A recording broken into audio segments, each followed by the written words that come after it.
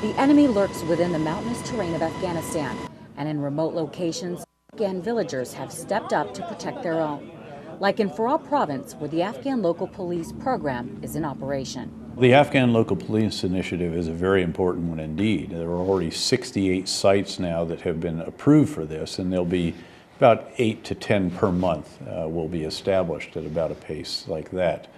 They're important because they are in locations where there's insufficient density of Afghan and ISAF forces.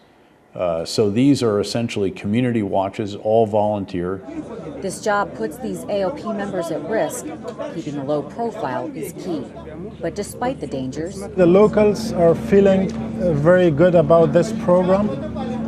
And I'm sure if we have the local police, the other people will also encourage to join the local police. And hopefully we will have peace and also a peaceful life in this area. The AOP program is led by the Ministry of Interior. At this location, the villagers conduct a shura with members of the Afghan government. The main concern, does the Afghan government have the AOP members' interest?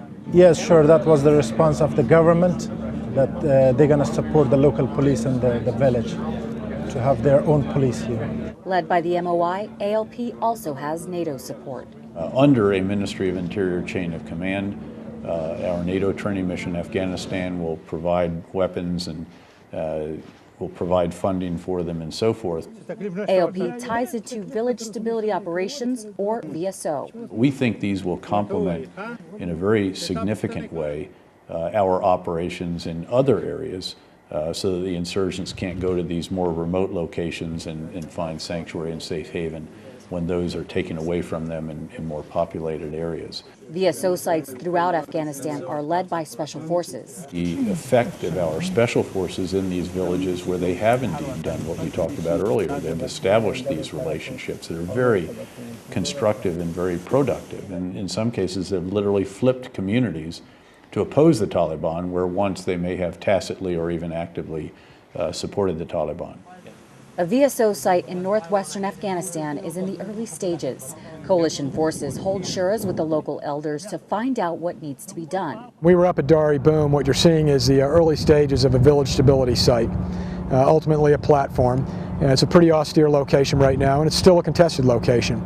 There's been a lot of fighting around Dari Boom to get that foothold that we do have there.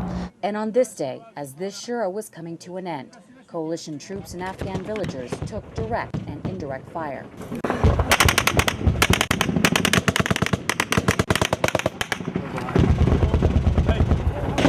When they take these people back, all right, since you know the way, take them back down the path by the mosque. And what we saw as we were in the middle of that shura was obviously something that threatens the Taliban insurgents in the area.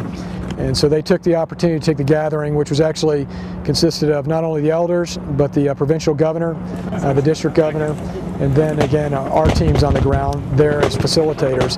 They took the opportunity as the shura was breaking up to disrupt it even further. There are many mountains to climb in this quest for peace, but Afghan and coalition forces and the people of this war-torn country continue to stand up to the enemy. The Officer Liz Murray, Kabul, Afghanistan.